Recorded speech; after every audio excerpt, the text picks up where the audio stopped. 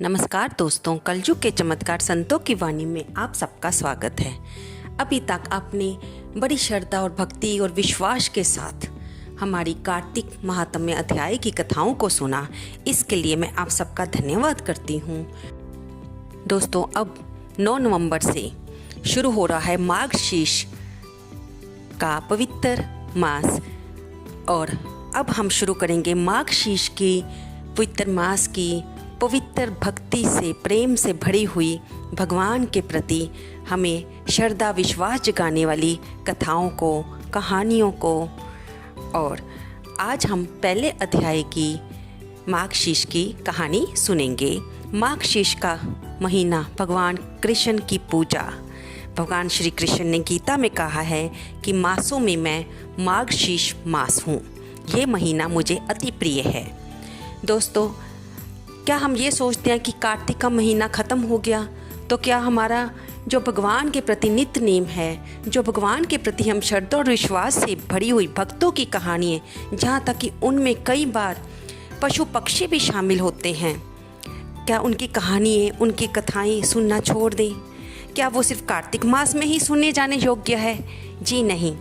आप किसी भी महीने, किसी भी दिन भगवान की कथाओं को, भगवान की कहानियों को सुन सकते हैं। इसके लिए कोई नियत समय नहीं है, लेकिन ये हमारा फ़र्ज़ बनता है कि हम आपको साथ साथ हर महीने का नाम बताते रहें, उसमें आने वाले पवित्र दिन त्यौहार के बारे में बताते रहें। पवित्र तिथियों जैसे एकादशी, कार्तिक की एकादशी गई तो अब मार्गशीर्ष की एकादशी कब आएगी, कब संक्रांति आएगी, कब अमावस्या आएगी। ये हमारा फ़र्ज़ बनता है कि हम आपको नियत तिथियों के बारे में बताते रहें।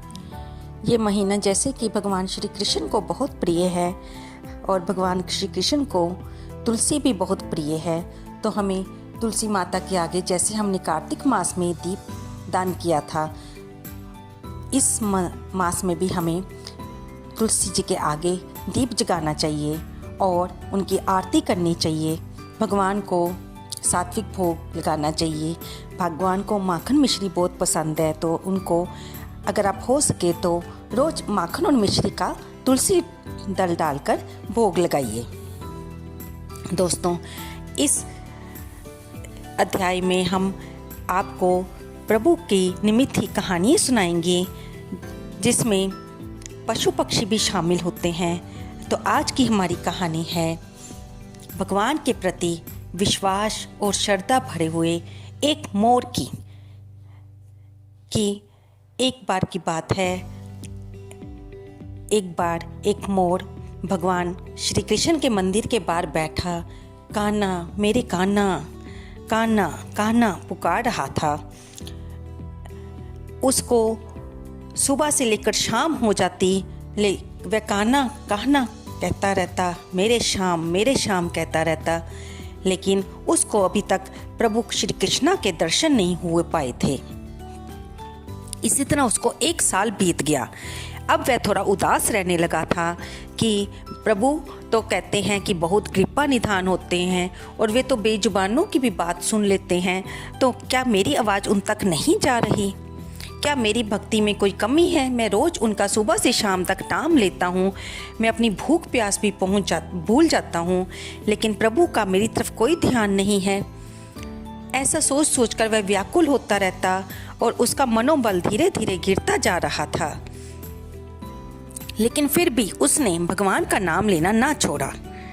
एक दिन एक मैना वहाँ से गुजर रही थी, तो उसने देखा कि मोर की आंखों में आंसू है, लेकिन मुंह से उसके प्रभु का नाम निकल रहा है।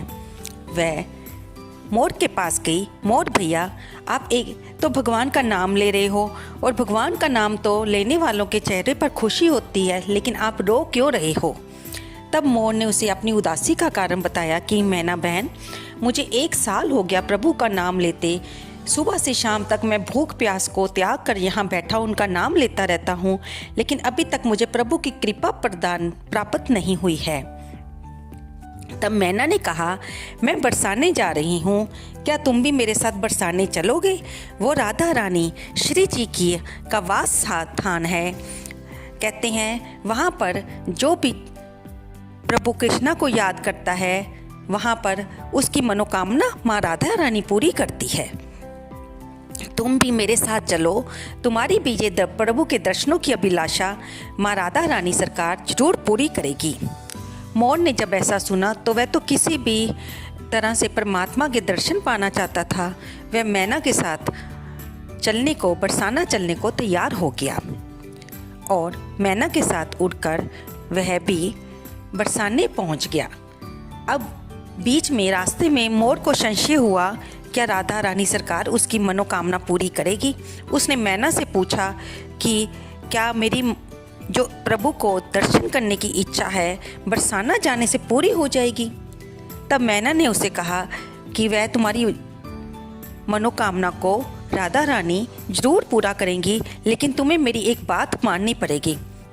जब मोर ने पूछा कि कौन सी बात, मैना ने कहा कि जब तुम बरसाना पहुंचोगे तब तुम वहां पर श्री राधे कहकर पुकारना। मोर ने बात मान ली। जब दोनों मैना और मोर बरसाने पहुंचे और राधे रानी के महल के आगे वे दोनों अपना गाने लगे, तो क्योंकि मोर को श्री श्याम मेरे कान्हा कहने का अभ्यास था तो उसने वहाँ पर जाकर भी श्री श्याम कहना शुरू कर दिया। अब जैसे ही राधा रानी ने ये सुना कि उनके प्यारे मोहन का कान्हा का नाम कोई लेकर बुला रहा है, वे भागी भागी बाहर आई। अभी मोर को कुछ पल ही बीते थे भगवान श्री कृष्ण का नाम लेते हुए, तो राधा रानी ने आके उन्हें दर्शन दिए और मोर को पूछा कि तुम मेरे प्यारे श्री कृष्ण का नाम ले रहे हो, लेकिन तुम्हारी आंखों में आंसू क्यों है, क्या बात है।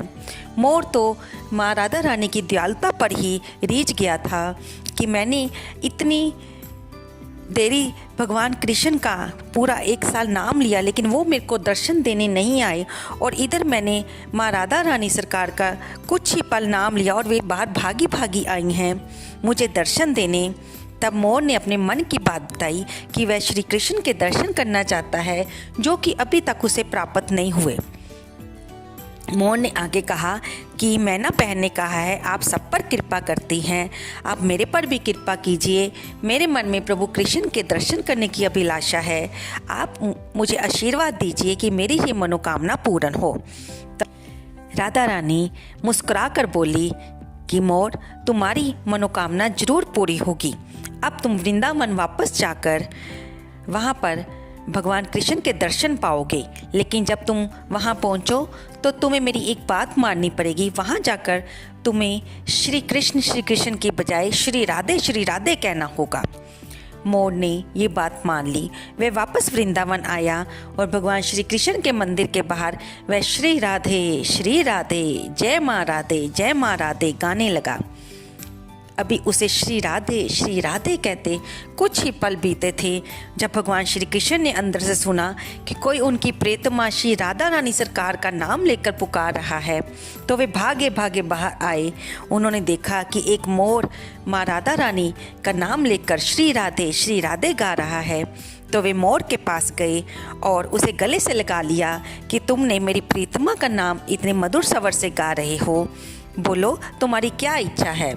मोर अब प्रसन्न हो गया कि जिस नाम से उसने पूरा साल गाया लेकिन भगवान कृष्ण के दर्शन नहीं पा सका, वही जब उनकी प्रियतमा का नाम श्री राधे रानी सरकार का नाम उसने कुछ पल ही गाया तो भगवान श्री कृष्ण के उसे दर्शन हो गए। जब भगवान श्री कृष्ण ने मोर को गले से लगाया तो मोर ने उनसे गिला करते हुए कहा कि प्रभु, मैं 1 साल तक आपका नाम गाता रहा, मैंने भूख प्यास की भी परवाह नहीं की, लेकिन आपने मुझे दर्शन क्यों नहीं दिए। तब भगवान श्री कृष्ण मुस्कुरा दिए कि तुमने बिल्कुल ठीक कह रहे हो, मेरे से बहुत बड़ा अपराध हुआ है, कई बार भगवान से भी अपराध हो जाता है, लेकिन मैं तुम्हें ये वरदान देता हूँ कि आज से मैं तुम्हारे मोर पंख को अपने सिर पर धारण करूँगा। तब मोर को इस बात में बड़ा संशय हुआ कि भगवान मेरा पंख कैसे धारण करेंगे। उसने चुपके से अपना एक पंख गिरा दिया भगवान ने उसी समय वह पंख उठाया और उसे अपने सिर पर धारण किया और मोर को कहा, ये मोर पंख मुझे इस बात की याद दिलाएगा कि मेरी राधे ने किसी मोर को मेरे दर्शन कराने के लिए उसका मार्गदर्शन किया था, इसलिए मैं इस मोर पंख को सीधा हमेशा अपने सिर पर धारण करूँगा। अब इस बात को लेकर मोर भी बहुत प्रसन्न हुआ और उसे अपनी भक्ति का पूरा फल भगवान श्री कृष्ण ने दे दिया था। तो दोस्तों, देखा भगवान श्री कृष्ण कितने दयालु हैं और उनसे भी दयालु कृपालु माँ राधे रानी हैं, जो कि भगवान श्री कृष्ण के दर्शन भी करवा देती हैं।